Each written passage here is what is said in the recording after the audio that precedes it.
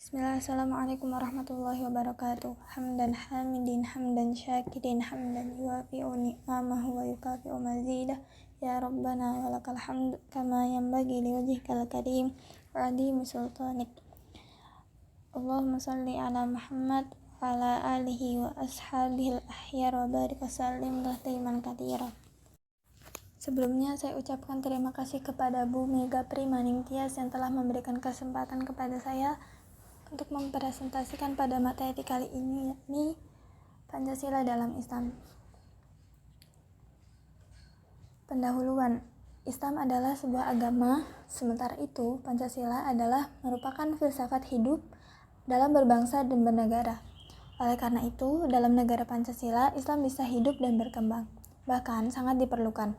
Demikian pula, konsep Pancasila akan menjadi semakin jelas ketika masyarakatnya menjalankan agamanya masing-masing. Ketika negara memberikan peluang kepada semua agama untuk hidup dan berkembang, maka sebenarnya juga tidak berseberangan dengan keyakinan Islam.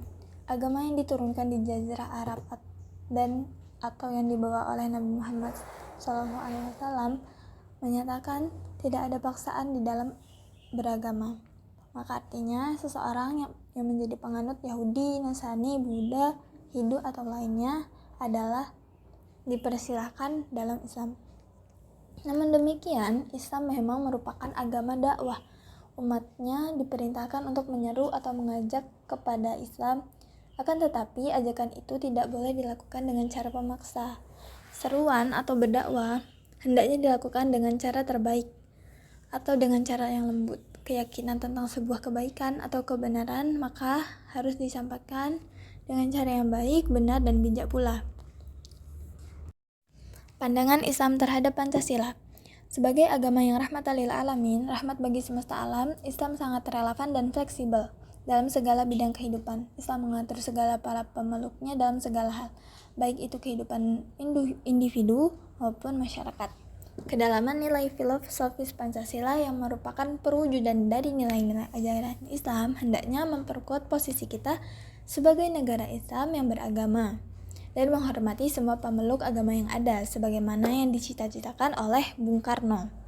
Oleh sebab itu, kita sebagai warga negara Indonesia dan masyarakat yang beragama senantiasa melaksanakan, menjaga, dan mengaplikasikan nilai-nilai Pancasila dalam kehidupan berbangsa, bernegara, bermasyarakat, dan beragama. Pancasila yang telah menjadi falsafah bangsa dan sumber bagi nilai-nilai yang terkandung di dalam konstitusi sejatinya merupakan ijtihad dari Muslim dan para tokoh ketika perjuangan kemerdekaan. Bahkan banyak tokoh dan cendekiawan yang menyatakan Pancasila merupakan hadiah terbesar dari umat Islam dan tokoh Islam bagi republik ini. Lanjut, nilai syariat Islam dalam tiap sila Pancasila.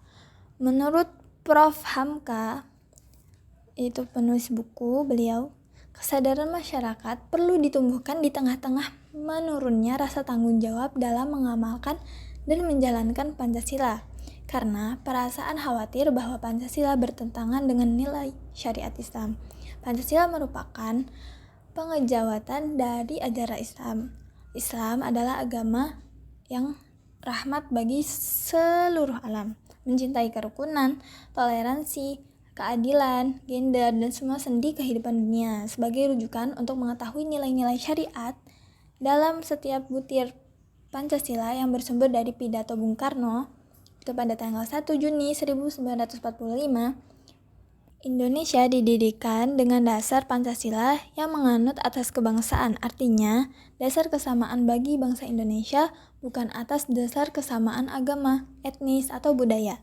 Nilai-nilai syariat Islam secara implisit dan eksplisit terdapat pada masing-masing sila dalam Pancasila. Keimanan kepada Allah Subhanahu wa Ta'ala sebagai satu-satunya Tuhan adalah inti ajaran. Sila pertama Pancasila menegaskan prinsip monoteisme yang selaras dengan akidah Islam. Ayat yang relevan atau berkaitan yaitu Al-Ikhlas ayat 1. Katakanlah Dia Allah yang Maha Esa. Sila pertama ini memang diakui baik secara langsung maupun tidak langsung adalah cerminan dari ajaran Islam. Tetapi agama merupakan nilai luhur yang dijunjung tinggi dalam penyelenggaraan negara. Penduduk yang beragama tentu memiliki ajaran leluhur yang menjadikan pemeluknya selalu berada dalam kebaikan dan kebenaran selama mengikuti ajaran agamanya. Sila kedua yakni kemanusiaan yang adil dan beradab. Islam mengajarkan nilai-nilai kemanusiaan, keadilan, dan peradaban. Dalam Islam, manusia dimuliakan tanpa membedakan ras, suku, atau agama. Ayat dan surah yang relevan yakni Al-Isra ayat 70, dan sesungguhnya kami telah memuliakan anak-anak Adam. Menunjukkan bahwa bangsa Indonesia menghargai dan menghormati hak-hak yang melekat dalam diri pribadi manusia tanpa terkecuali. Jika hubungan manusia dengan Tuhan yang ditunjukkan pada sila pertama, maka hubungan sesama manusia ditunjukkan pada sila kedua. Tidak ada perbedaan dalam hak dan kewajiban sebagai sesama manusia ciptaan Tuhan. Artinya tidak boleh ada diskriminasi antara umat manusia. Kemudian sila ketiga yaitu persatuan Indonesia. Persatuan sejalan dengan ajaran Islam tentang ukhuwah atau persaudaraan. Islam mendorong persatuan dalam beragama sebagai rahmat, terutama dalam konteks bangsa Indonesia yang majemuk. Ayat dan surah yang relevan yakni surah Ali Imran ayat 1-3, dan berpeganglah kamu semuanya kepada tali agama Allah dan janganlah kamu bercerai-berai. Yaitu menunjukkan bahwa persatuan merupakan dasar dibentuknya negara Indonesia.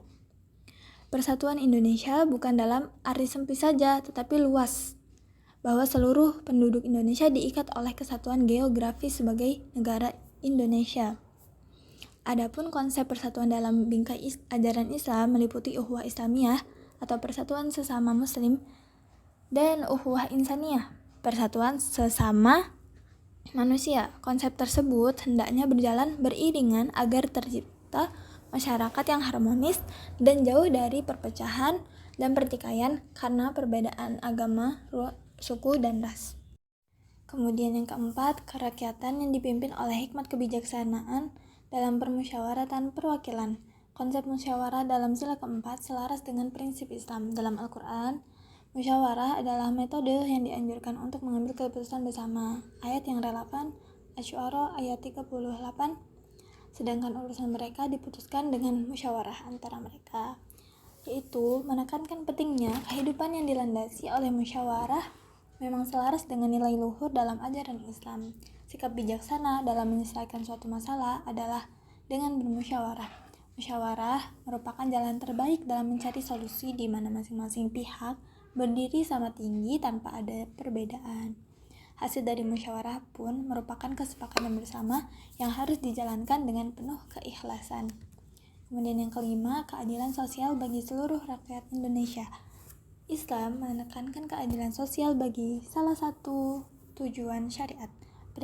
Prinsip ini mencakup pemerataan hak, kesejahteraan, dan keadilan bagi semua lapisan masyarakat. Ayat yang relevan yakni An-Nahl ayat 90, sesungguhnya Allah menyuruh kamu berlaku adil dan berbuat kebaikan, mengisyaratkan adanya keadilan dalam proses penyelenggaraan negara.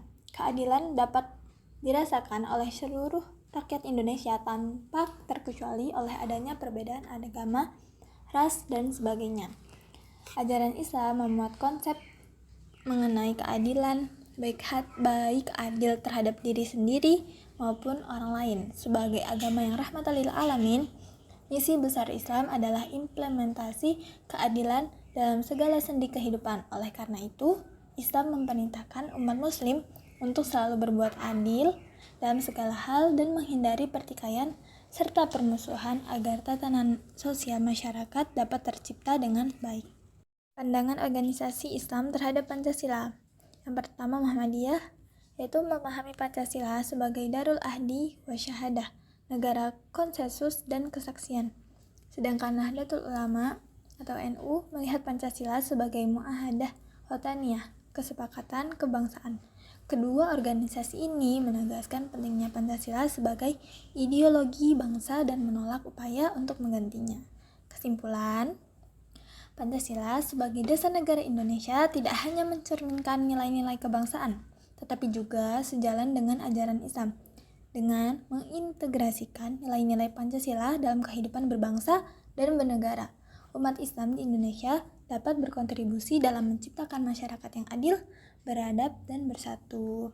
Demikian, terima kasih. atas waktunya. Bila ada pertanyaan boleh ditanyakan. Bila tidak ada, maka saya cukupkan. Wassalamualaikum warahmatullahi wabarakatuh.